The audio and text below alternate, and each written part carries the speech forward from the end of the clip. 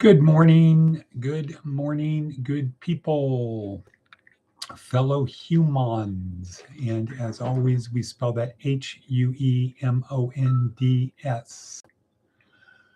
My name is Edward Bevilacqua, and here we are on Sunday, February 15th. This month is more than halfway over already. Wow, crazy. Well, here we are, cup of coffee, about 6 o'clock in the morning here in the West, up in the hills, because we're only at about 2,000 feet altitude up in the hills. Let's see if we can do this. Why am I not centered? Well, up in the hills west of Las Vegas, west of Sin City, east of Death Valley, south Area 51, and north of the famous brothels. Yep, that's where we is in interesting crossroads of the Nevada frontier. Nye County, nigh to you, I say nigh. Okay, well, here we are, and it's Sunday, which means it is Department of Career Services G.school, where we focus on the spiritual side. It is also day 7 of week 3. Day 7 of week 3 in our neuroscience-oriented approach to success.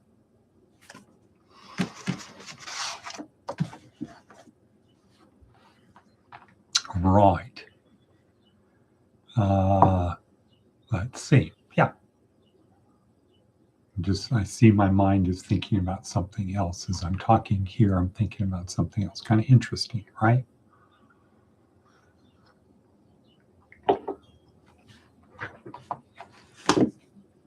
And it is G.school. What did Jesus actually say? So we are going to talk about the spiritual side today. But before we do that, let's go through our normal routine. Our themo of today is help me help you. That is part of this. That's our TED Talk.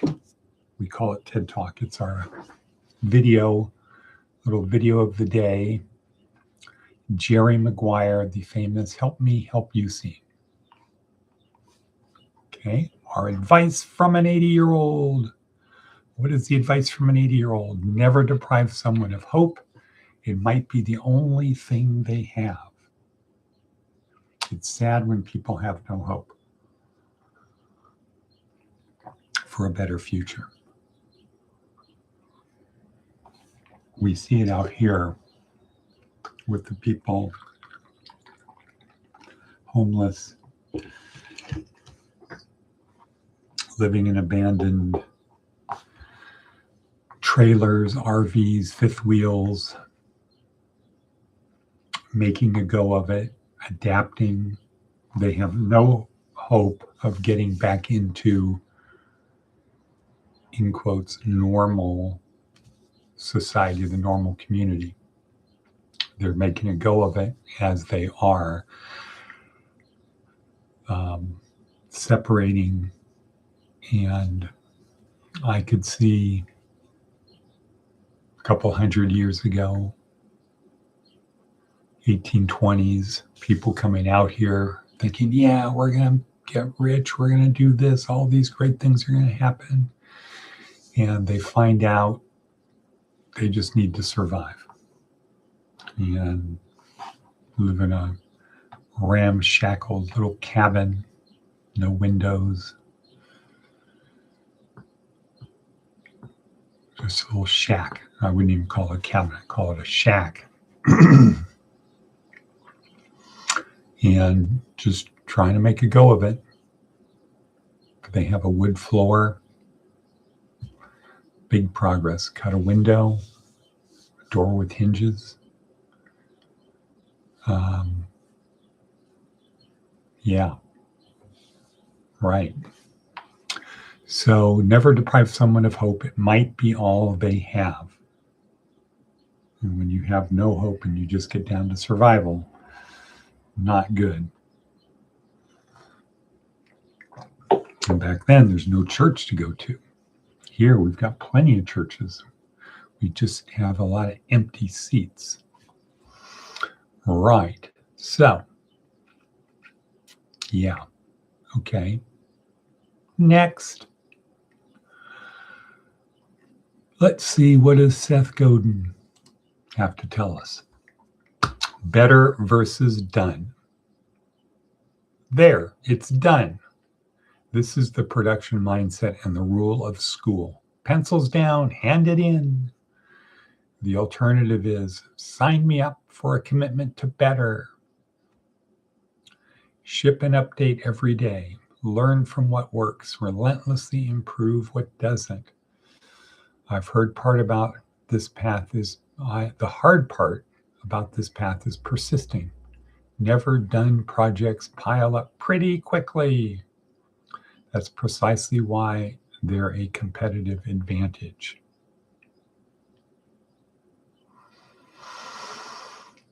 And I would say that is the uniquely, well, pretty much uniquely Italian thing. That over the history of the world, or at least as we know it since the Renaissance, there's been a disproportionate number of Italians doing most things. But let's just talk about the 20th century.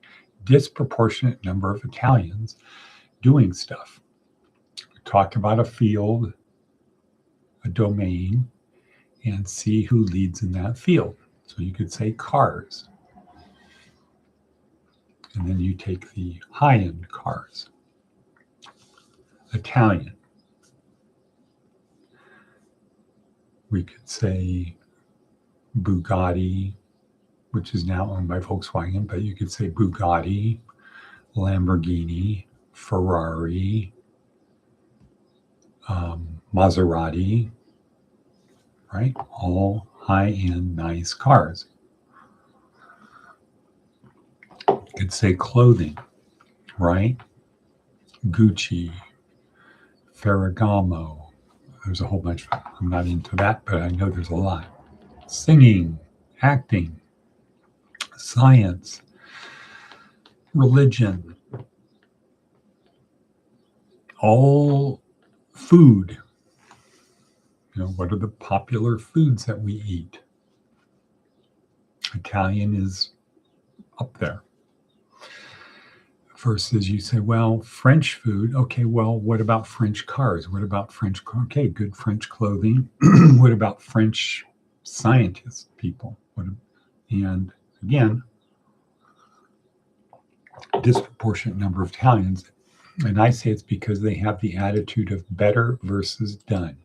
Somebody explained it to me. Mark Rowland explained it to me that if you're designing a tie or a pair of shoes and you're thinking about how the person is going to feel when they open the box and they see it, or when they first see it, and that motivates you to do better, you will continue to do that. If you're Frank Bonanno and you're making a pizza, every pizza is, the goal is to be better than the previous pizza, more perfect. The pepperoni placed exactly evenly proportioned on there. The olives, everything, not just thrown on the top randomly, but precisely. That is the Italian way. Now, the other thing about Italians is they typically will name the company after themselves. Bonanno's Pizza, Casaro Plumbing, whereas non-Italians will name it after a thing. Ever-ready batteries.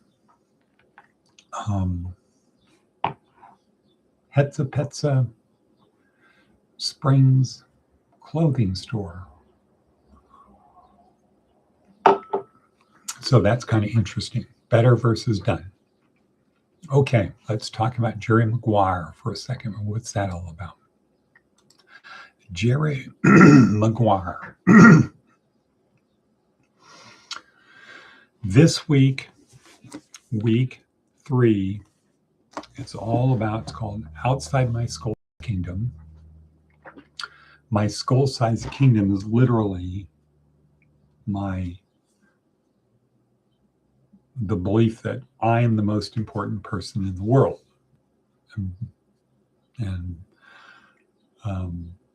But the kingdom is only the size of my skull. It's only the size of what I actually believe. That's the way really to think about it. I have a skull-sized kingdom. Nobody can take it away from me. I can give it away. I can surrender it, but if I choose to keep it, no one can take it. Okay, that's my skull-sized kingdom.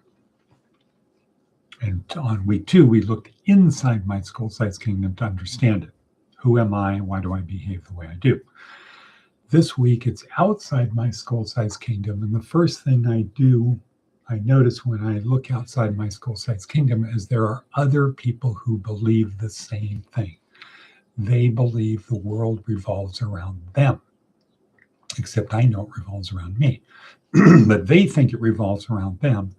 And I need to get them to help me on my journey, on my mission. So how do I get people who think the world revolves around themselves to set that aside for a minute and help me with my mission? That is the topic of the day. That's what the day is about. Okay? So,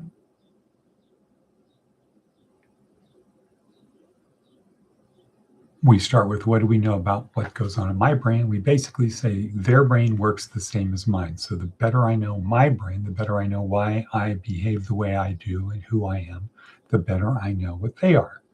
And I can infer from their behavior, from their appearance, what is going on in their mind. So even though I can't read their mind, I can infer what's going on in their mind if I know my mind. And so we learned from the neurotransmitters that they're the ones we studied are designed to make you feel good. Endorphins, dopamine, serotonin, oxytocin. We learned that in week 2. Those are the things that make me happy. So when I look at somebody and they're in good shape, what can I infer about what makes them happy? Endorphins. They like working out. That's their go-to happiness thing. And the other thing I know is that if your go-to happiness is endorphins, you put in the time, you have discipline to do the things that make you happy. Versus if I see that you're fat and overweight or you smoke, you need that immediate bang, I feel good. I'm not going to spend 20 minutes working out, 12 minutes working out to start getting some endorphin flowing through my system, plus what I have to do to prepare for that. Put on workout clothes, shoes, whatever. Drive to the gym. No, I can just get a piece of chocolate cake and I'll feel good. Or I can even just grab for a cigarette and feel good. I can get the immediate high. Or I'm carrying a little dog around. I need it all the time. I need it pumping into my system constantly. I need to see my dog to feel good. I need to remember seeing my dog to feel good. That's how the right word is not fragile, but I'm going to say that I'm going to use the word fragile. It's not the right word, but I'm going to use the word fragile to say that's how much I need constant feeling goodness, because without that, the darkness of the world, the boogie, the pressure, the whatever it is, the underlying trauma starts eroding my sense of happiness in the place in the world. Well, a few hundred years ago, we had God to do that. Just the belief that I am here for a purpose. And maybe I probably don't know what that purpose is. And even if I think I know what the purpose is, I don't know what the purpose is. But I know if I stay on, I know that if I do that, when it's over, I will be rewarded. And I build this worldview around the idea of life is suffering. Versus today, perhaps the worldview for people who need support animals, who need cigarettes, who need chocolate cake,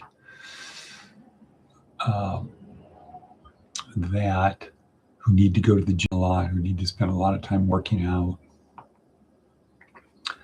That was replaced by God.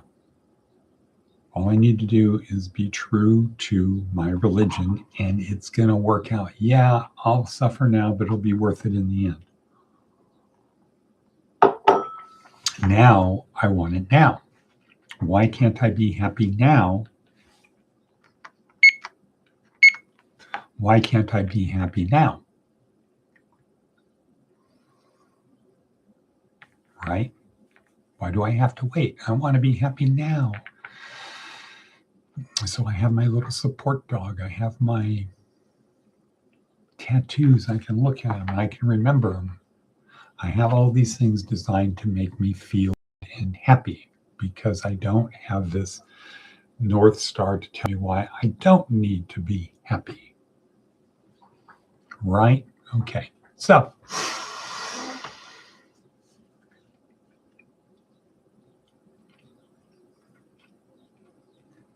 next. Okay. Anyway, Jerry Maguire. Okay. No, let's take it back. This week is about how do I get people to help me help them. Helping me is going to help you because I have a good mission. Helping me will help you. If you work for me, if you're an employee, helping me will help you because I will make your life better. Note, when you're looking for a job, the most important thing to do is find an employer who's going to make your life better. And they make your life better in two primary ways. One, they give you money so that you can have your necessities paid, put money aside for a rainy day, et cetera, et cetera. They give you money is one way they make your life better. And the second way they make your life better is you learn stuff. You improve mentally and emotionally. And that should leave you time to improve physically and spiritually.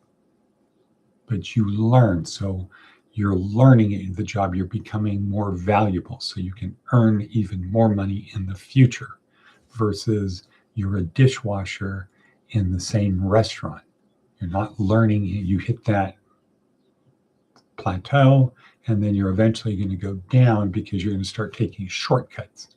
Instead of being better at washing dishes, you're going to try to be faster at washing dishes. You're going to try to be more efficient, but the dishes aren't going to be cleaner, and you're not going to use that extra time you save to do more. You're going to be doing less. You're not going to be accomplishing more. You're going to wash the dishes faster, but you're not going to get more done. You're going to wash the dishes faster, but they're not going to be cleaner. You're not going to be helping out the other people in the kitchen. It goes up, gets flat, and then it starts going down because then people start seeing you as somebody who just doesn't really do much. Oh, he's just the dishwasher type of thing. Okay, so we're about out of time. Yesterday, we shot the video at the 48th anniversary of the Amargosa Theater. That was great. Dave and I were out there, and a little bit of technical type stuff, meaning it was dark. So not clear whether the autofocus could work. So we did a backup of filming it with his camera. And I was the tripod. So for long periods of time, I had to stand like this without moving. Other periods, I got to put my elbows on a potbelly stove. But it was very good.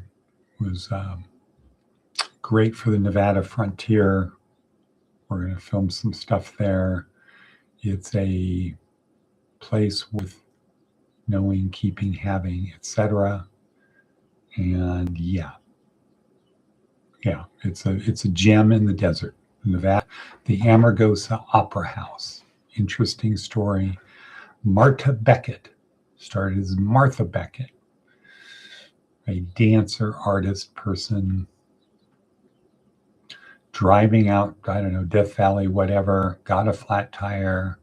While she's waiting for the tire to be fixed, she goes over to this place that was the Opera House. It closed down and decided that is going to be my life's calling. I'm going to fix it up, and really did a fantastic job on the inside. Dwayne Floyd, my friend from Akrapania, from Oakland. How are things out there, Dwayne?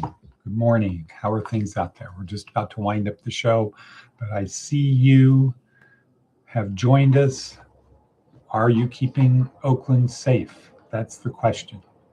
Is Oakland better for you? As Larson Training Center was made better by you. So if you can respond, good. Thumbs up. Okay, we're going to say hasta la vista. Great seeing Dwayne Floyd here, our man in Oakland, holding down the fort up on Seneca Court. No, that's where I used to live. Okay, with that, we'll say hasta la vista, baby. And cut. Cut. Oops. Cut.